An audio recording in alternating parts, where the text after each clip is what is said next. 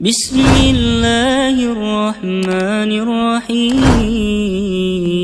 والعصر إن الإنسان لفي خسر إلا الذين آمنوا وعملوا الصالحات وتواصوا بالحق وتواصوا بالصبر.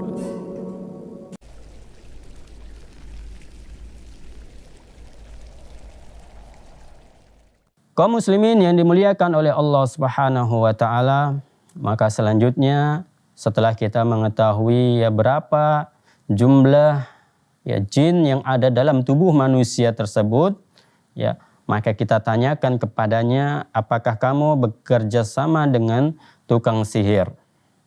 Apakah kamu bekerja sama dengan tukang sihir? Kalau dia katakan tidak, ini biasa akan lebih mudah lagi untuk meruqyahnya. Tapi kalau dia mengatakan iya, dia bekerja sama dengan tukang sihir, maka biasa akan lebih sulit untuk mengeluarkan jin yang ada dalam tubuh manusia tersebut, kecuali sudah diketahui keberadaan buhulnya. Walaupun jin ini dia terkadang mengetahui di mana letak buhulnya, tapi dia terkadang tidak mau memberitahu kepada kita. Dan ini dia mau keluar dari tubuh manusia ini, tubuh orang yang kita ruqyah ini, jin ini. Kalau dia memang sudah sangat tersakiti, bahkan jin yang dia dari tukang sihir ini dia rela mati untuk tukang sihirnya tersebut. Jadi dia itu dipaksa oleh tukang sihir jangan sampai keluar dari tubuh si fulan. Kalau keluar maka kamu akan mati. Makanya sama juga, serba salah dia posisinya seperti itu. Dia keluar akan mati, dia bertahan di tubuh manusia juga dia akan mati. Jadi dia terkadang lebih memilih bertahan di tubuh manusia, walaupun dia mati di dalam tubuh manusia tersebut. Dan orang yang dia terkena sihir, dia harus memperbanyak berdoa kepada Allah Subhanahu wa taala agar diberitahu di mana letak buhulnya tersebut. Tapi kalau memang tidak bisa mengetahuinya, maka perbanyak berdoa kepada Allah Subhanahu wa taala, insyaallah dalam waktu yang mungkin yang sangat lama, ini adalah merupakan ujian bagi dirinya agar dia mendapatkan pahala yang lebih besar karena ujian yang telah diberikan oleh Allah Subhanahu kepadanya. Kemudian yang selanjutnya, di mana kamu mengambil tempat di dalam tubuhnya. Jadi di mana tempatnya kamu tinggal di dalam tubuh manusia tersebut. Ada yang nanti di tangan, ada nanti yang di kepala, ada yang dia di dada, ada yang dia di kaki dan lain sebagainya. Kalau dia mengatakan di kakinya, maka kita pegang bagian kakinya sambil kita bacakan ayat-ayat ruqyah yang sudah kita sebutkan ataupun yang mudah kita untuk membacanya. Kaum muslimin yang dimuliakan oleh Allah Subhanahu wa taala, selanjutnya bagaimana kita memperlakukan jin muslim. Jadi ketika jin yang masuk ke dalam tubuh manusia tersebut adalah jin muslim, maka apa yang harus kita lakukan? Tentunya yang harus kita lakukan ketika yang masuk ke dalam tubuh manusia adalah jin muslim, yang kita lakukan adalah mendakwahinya, menyampaikan dakwah kepadanya, memberikan peringatan kepadanya dengan metode at-targhib wa tarhib, memberikan peringatan kepadanya ataupun juga memberikan ancaman kepada jin tersebut. Kita beri peringatan kepadanya agar dia takut kepada Allah Subhanahu wa taala dan mengancamnya dengan siksaan yang sangat pedih yang diberikan oleh Allah Subhanahu wa taala kepada orang-orang yang berbuat zalim, kepada makhluk-makhluk yang berbuat zalim kepada makhluk yang lainnya, itu akan mendapatkan siksaan yang sangat pedih dari Allah Subhanahu wa taala. Dan bagi orang-orang yang bertakwa, bagi orang-orang yang beriman kepada Allah Subhanahu wa taala, yaitu akan dimasukkan ke dalam surganya Allah Subhanahu wa taala. Ya, setelah mendakwahi, kemudian sambil kita bacakan saja ya beberapa ayat misalnya berkaitan dengan surga, ataupun juga kita bacakan beberapa ayat yang berkaitan tentang neraka ya, agar jin tersebut merasa takut kepada Allah Subhanahu wa taala dan dia akan keluar dari tubuh manusia tersebut. Ya. Kemudian yang selanjutnya,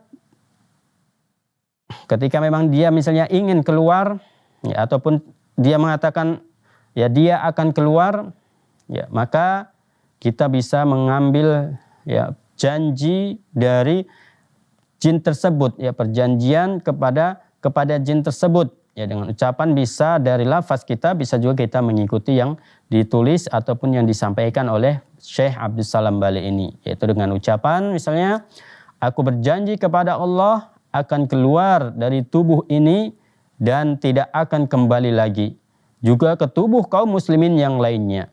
Jika aku melanggar janjiku, maka aku akan mendapatkan laknat dari Allah Subhanahu wa taala, dari para malaikat dan manusia seluruhnya. Ya Allah, jika aku berkata jujur, maka berilah aku kemudahan untuk keluar.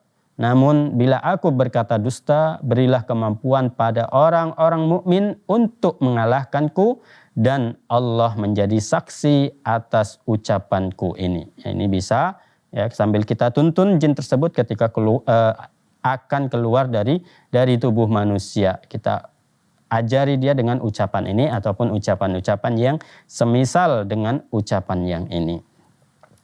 Kemudian juga tanyakan kepadanya, kalau dia sudah mau keluar, tanyakan kepadanya dari mana dia akan keluar. Ya. Kenapa kita harus menanyakan ini? Agar kita bisa membantunya untuk dia keluar dari tubuh manusia. Ya, dia mengatakan misalnya dia akan keluar dari jari-jarinya. Ya, maka bisa kita sambil kita bacakan, kita tarik dia, ini akan membantu dia untuk mempermudah dia keluar dari tubuh manusia. Ataupun dia mengatakan akan keluar dari mulutnya, maka kita usap bagian mulutnya agar dia keluar dari arah mulutnya. Ataupun dia mengatakan misalnya dari kepalanya, maka kita bantu dia, kita usap ke bagian kepalanya. Ya, dan setelah jin itu keluar, maka kita harus memastikan lagi apakah betul-betul jin itu keluar dari tubuh manusia. Karena bagaimana sifat jin ataupun sifat dari syaitan adalah pendusta, ya, al-kadzab, ya, yaitu tukang bohong. Ya. Maka untuk memastikan dia betul-betul memang keluar dari tubuh manusia, maka kita pastikan lagi ya dengan cara membacakan kembali ayat-ayat ruqyah tersebut. Ya, kita bacakan kembali ayat-ayat ruqyah. Ya, kalau dia masih ada reaksi, berarti jin tersebut belum keluar dari tubuh manusia tersebut. Kita beri peringatan kembali. Ya, berkaitan dengan orang-orang yang suka berbohong, ya, kepada orang-orang yang suka berdusta, ya, orang-orang yang suka ingkar janji, ya, kita beri peringatan kepada jin tersebut.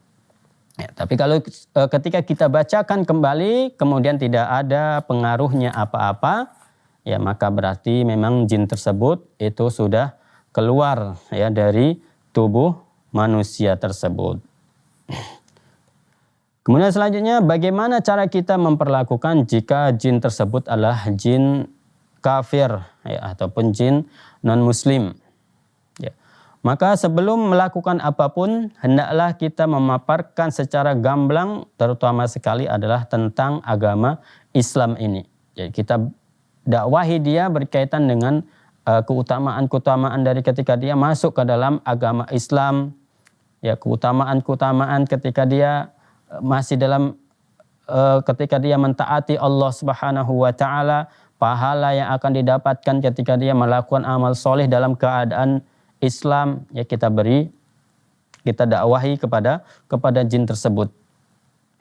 Kemudian setelah kita jelaskan berkaitan dengan Islam, keutamaan dengan Islam, ya, maka kita baru mengajaknya agar dia mau masuk ke dalam Islam. Tentunya yang kita sampaikan ini adalah ya ketika kita mendakwahi jin tersebut itu dengan ya dengan ringkas, ya ajaran-ajaran Islam kita sampaikan kepadanya itu dengan ringkas, jangan pula panjang lebar ya. Kalau panjang lebar kita sampaikan kepada jin tersebut ya bisa sampai berhari-hari kita menjelaskan kepada jin tersebut. Tidak ya, kita menyampaikannya itu dengan singkat, tepat dan padat seperti itu ya. Tidak semuanya kita sampaikan. Yang penting inti-intinya jin tersebut itu bisa menelaah apa yang kita sampaikan.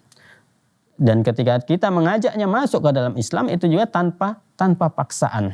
Sama seperti ketika sesama manusia tanpa ada paksaan apapun ya agar dia masuk ke dalam Islam. Ya, begitu juga kepada bangsa jin. Tidak ada paksaan untuk memaksa dia kalau kamu keluar tanpa masuk Islam ya, maka kamu akan dibunuh. Ini tidak diperbolehkan. Kita tidak boleh memaksa jin tersebut masuk ke dalam Islam. Tapi kalau ketika kita tawarkan dia menerima ya maka alhamdulillah ya. Kemudian itu akan lebih mudah lagi dia untuk keluar dari tubuh manusia. Jika bersedia masuk Islam, perintahkanlah dia untuk bertaubat kepada Allah serta beritahukan kepadanya di antara keutamaan ataupun kesempurnaan dari taubat adalah meninggalkan perbuatan zalim ini dan keluar dari jasad si pasien ataupun jasad si penderita. Kemudian jika jin itu kafir, ya, itu tetap bersikukuh dengan kekafirannya, ya, jadi dia tidak mau masuk ke dalam agama Islam, maka tidak ada paksaan dalam agama ini. Ya, la ikraha fid din. Jadi tidak ada paksaan ya dalam agama ini. Jadi tidak boleh memaksa seseorang agar masuk ke dalam Islam. Itu tidak diperbolehkan. Ya, namun tetap kita perintahkan dia untuk keluar dari tubuh si pasien ini. Walaupun dia misalnya tidak mau masuk ke dalam Islam, tetap kita memerintahkan kepada dia agar dia keluar dari tubuh si pasien ini. Ya. Kalau tidak mau ya keluar ya, dari tubuh pasien ini, maka bisa kita bacakan ya beberapa ayat ya dari ayat Al-Quran. Nanti yang sini akan kita sebutkan ya surah apa saja yang bisa kita bacakan ketika jin tersebut adalah jin kafir tapi dia tidak mau keluar dari tubuh si pasien. Ya. Apabila dia keluar maka segala puji hanya milik Allah. Ya, kita ucapkan alhamdulillah jin ini sudah keluar ya, walaupun dia dalam kondisi kafir. Tetapi bila dia tetap bersikukuh berada dalam tubuhnya maka dia harus diancam. Dan boleh dengan cara memukulnya. Tapi memukulnya di sini tidak sampai memukul sampai menyakiti ya, tidak sampai menyakiti si pasien tersebut ketika kita memukulnya. Jadi kaum muslimin yang dimuliakan oleh Allah Subhanahu wa taala, nanti insyaallah akan kita lanjutkan kembali pembahasan kita ini setelah beberapa jeda berikut ini.